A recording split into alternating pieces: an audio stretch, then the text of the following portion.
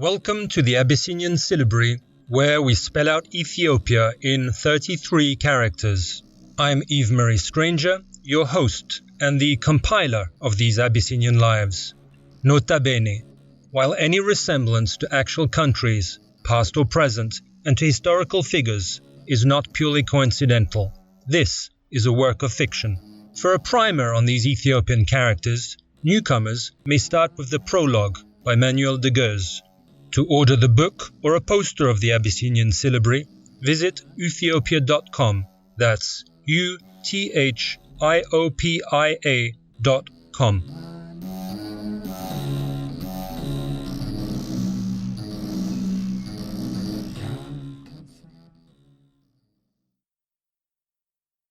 Ethiopia is the sole country to have been mapped out before, not after, it was delivered unto the world, wrote Zer Yacob. Ethiopia is the only country in the world that can claim, I have written, therefore I exist, added Zer Yacob, rather pleased with himself, before putting down his calamus. The Apocrypha of Zer Yacob. Bermudez. B. João Bermudez was like a barnacle, so that he had to be pried away from the womb with implements. He stubbornly refused to breathe, so the midwife had to unplug his throat with an oil-coated finger and blow brine up his nose, so that João Bermudez's first impression was of cod and olive oil. It is that salt and oil that instilled in me the roving inclination and a disposition for the holy life, João later confided on his deathbed in Portuguese Goa. The forceps anticipated the trade I was to embrace and my unwillingness to be moved once ensconced. In Hindustan, João had no eyes to roam the hills of Goa, having his mind's sights forever set on Ethiopia, which he held certain he would see once more before his death. They would then be apostolic and Roman, he was unimpeachably certain. But João Bermudez never was to settle his eyes on the Ethiopian plateau again, any more than the natives of that realm were to become Catholics. It is always tempting to weave a fabric out of childish memories and to perceive the foreshadowing of future events, all the more surely as the premonitions are summoned up long after the occurrences. Be that what it may, and if we are to believe the interested party himself, in Lisbon, João took no liking to either olives or the black pigs he herded, so that the child gravitated towards the nearby town. João had no instruction, being barely able to read a few lines from the Holy Bible, and he was more reciting than reading.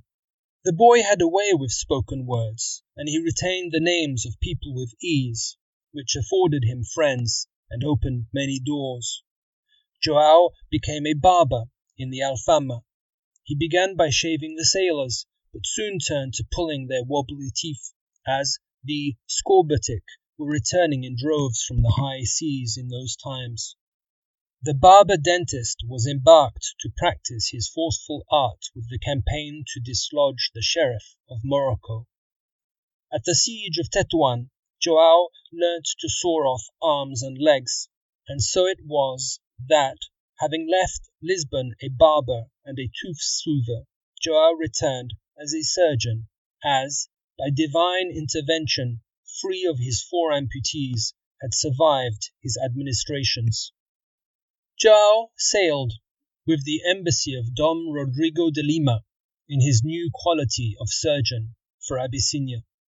Dom Rodrigo and his party were to convey a missive to the Prester John of the Indies to forge an alliance that would uproot the Turks from Jerusalem. Turning the Cape of Good Hope by cabotage, the Portuguese caravels tacked up the eastern coast, past Sofala, without any Moorish hindrance. They shelled the port of Zela in front of Aden, as these zealots were one and the same with the Turk. In addition, but of this fact only Bermudez was conversant, Don Rodrigo was beset with a toothache that week. Delombera, Emir Ahmed's consort, whose sister was married to the Naib of Zela, later recounted that this offensive had a pivotal role in the decision to launch a jihad against the Abyssinians. That is how an aching tooth brings on a fiery rage, João later reflected in Goa. The Portuguese, disembarking on the Mutswa Peninsula, are buffeted by every form of mishap. 100 men abscond into the hinterland, eager to reach the munificent Presta. They are set upon by a marauding band who slit their throats to the last man. Dom Rodrigo is a fidalgo. He has more pedigree than nous. His second in command, Dom Pedro, who is wise in years, takes against his fresh-faced commander, so that dissension will render the embassy. João, for his part, is on an easy footing with all.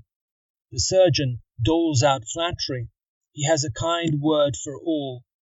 He nurtures the goodwill of both the young leader and his chaffing lieutenant. Now that they are on firm land, there are no more teeth to be pulled. João meticulously notes all that transpires. He picks up the names of the guides and the rudiments of their tongues. The company scrambles over the first mountains, only to tumble back down and then up again. The weather turns as the sun goes down. They shiver at night, they broil in the daytime. When the skies open, rains like these none of them knew. The hailstones are as big as chicken eggs. When the Portuguese lurch into the camp of the man they would call Presta, the latter is nonplussed. This Presta has no need for these bizarro men. The embassy, riven by quarrelling, shall stay 7 years with the court. The Portuguese mariners will chug the breadth of the country, which is large, and with no decent thoroughfares. The Presta, baffled by these strangers, makes them suffer many indignities during these years, such as having them half drowned to amuse himself with their moves, for these Abyssinians do not swim. He causes them to wrestle with giants of his, and these giants break many of their bones. Who is this Presta, of whom they speak with such obsession? The Ethiopian king queries Pero de Covila, an early envoy of King Henry the Navigator, forsaken by all for 30 years. Pero, tell them once more that my name is Lebna. The embassy's surgeon himself is much praised. João pulls teeth with alacrity and speaks to each in his tongue, a feat of which no other Portuguese, save for this hoary Pero de Covila, is capable.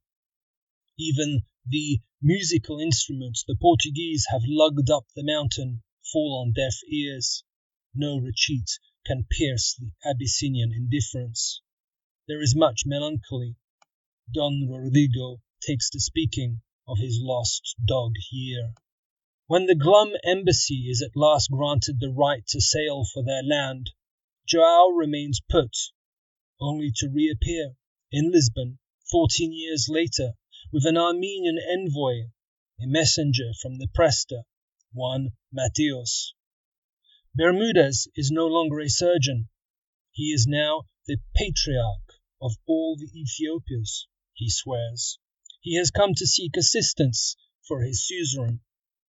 The Presta of the Indies is harried by the jihad launched from Harar, a few leagues from Zela, that the Portuguese once frivolously pounded.